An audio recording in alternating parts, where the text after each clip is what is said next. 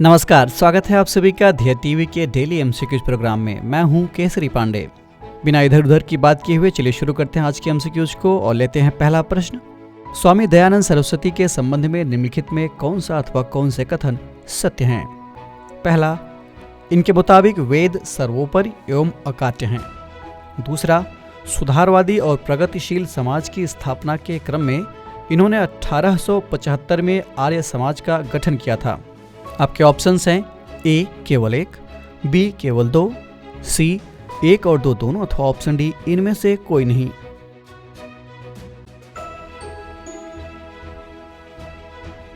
इस प्रश्न का सही उत्तर है विकल्प सी, यानी दोनों स्टेटमेंट सही हैं। व्याख्या देख लेते हैं।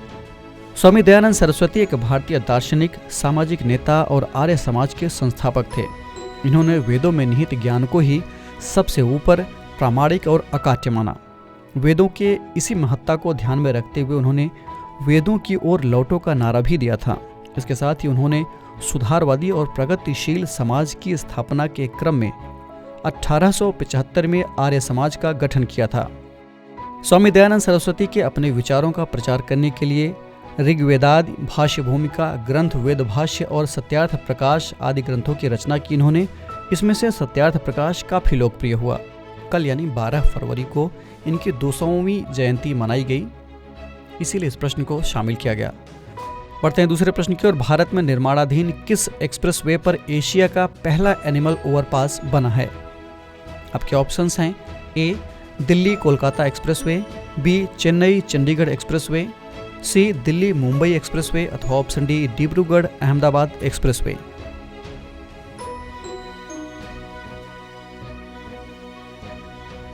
इस प्रश्न का सही उत्तर है विकल्प सी, यानी ये दिल्ली मुंबई एक्सप्रेसवे है। व्याख्या देख लेते हैं।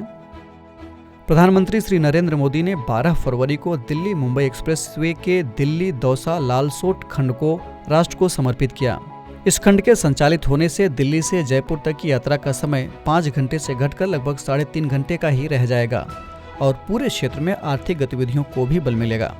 ये 246 किलोमीटर लंबा खंड 12,150 करोड़ रुपए से अधिक की लागत से विकसित किया गया है। ये एशिया का पहला और दुनिया का दूसरा ऐसा एक्सप्रेसवे होगा जिस पर एनिमल ओवरपास बन रहे हैं, ताकि जानवरों को जंगल में सड़क पार करने में कोई दिक्कत न हो। बढ़ते हैं तीसरे प्रश्न की ओर। हाल ही में जंतरी सुर्खियों में था, ये निम्नलिखित में किससे संबंधित है? आपके विकल्प हैं ए मध्य प्रदेश में मंदिरों में सबसे ऊपर लगने वाली घंटी, बी गुजरात में संपत्ति ट्रांसफर पर लगने वाला एक तरह का चार्ज है जो सरकार लगाती है, सी कर्नाटक में व्यापारियों के बही खाते को जंतरी कहा जाता है, अथवा ऑप्शन डी सैनिकों द्वारा पहना जाने वाला एक खास किस्म का सुरक्षा कवच।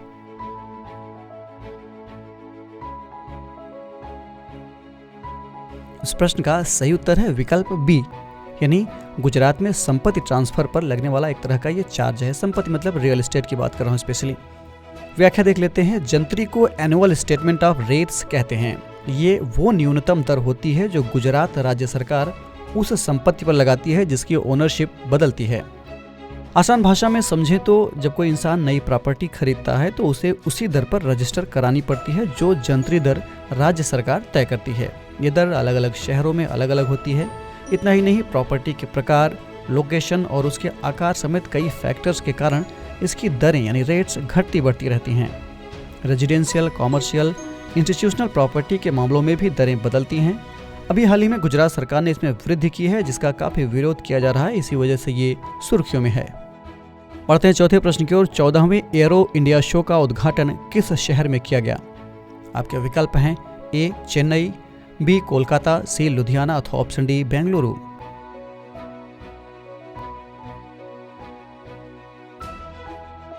इस प्रश्न का सही उत्तर है विकल्प डी, यानी बेंगलुरु। व्याख्या देख लेते हैं। प्रधानमंत्री श्री नरेंद्र मोदी ने आज यानी 13 फरवरी को बेंगलुरु में 14वें एरो इंडिया शो का उद्घाटन किया। 5 दिवसीय इस आयोजन का विषय the runway to a billion opportunities है। इस प्रदर्शनी में स्वदेशी रक्षा उपकरण, प्रौद्योगिकी और लड़ाकू विमानों का प्रदर्शन होगा। भारत और कर्नाटक मंडप एरो इंडिया शो के मुख्य आकर्षण है, जिसे एशिया में सबसे बड़ा आयोजन माना जाता है। इस कार्यक्रम का उद्देश्य देशी उत्पादन और हवाई आयोजनों तथा विदेशी निवेश आकर्षित करने के उपायों को बढ़ावा देना है।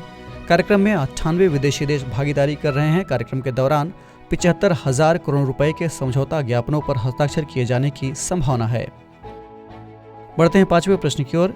विश्व रेडियो दिवस कब मनाया जाता है? आपके विकल्प हैं ए 13 फरवरी, बी 10 फरवरी, सी 12 फरवरी अथवा ऑप्शन डी 11 फरवरी।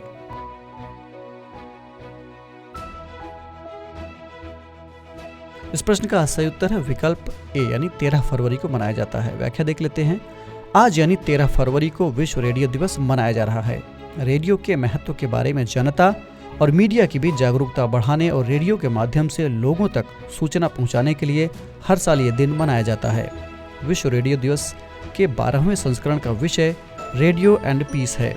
संयुक्त राष्ट्र शैक्षिक, वैज्ञानिक और सांस्कृतिक संगठन यानी यूनेस्को का कहना है कि संघर्ष की रोकथाम और शांति निर्माण के लिए स्वतंत्र रेडियो एक महत्वपूर्ण माध्यम है। तो ये था आज का डेली एमसीक्यूज कार्यक्रम। कमेंट करके हमें भैया जरूर बताइए आप कि आपके 5 में से कितने प्रश्न सही हुए। और एक बात और, अगर आपको ये कार्यक्रम अच्छा लगा तो वीडियो को लाइक कर दीजिए, चैनल को सब्सक्राइब कर लीजिए और शेयर भी कीजिए। साथ ही बेल आइकन भी प्रेस करें ताकि आपको हमारे आने वाले सभी प्रोग्राम्स का नोटिफिकेशन भी मिलता रहे। हम फिर मिलेंगे एक नए कार्यक्रम के साथ। तब तक के लिए पढ़ते रहिए और बढ़ते रहिए। नमस्कार।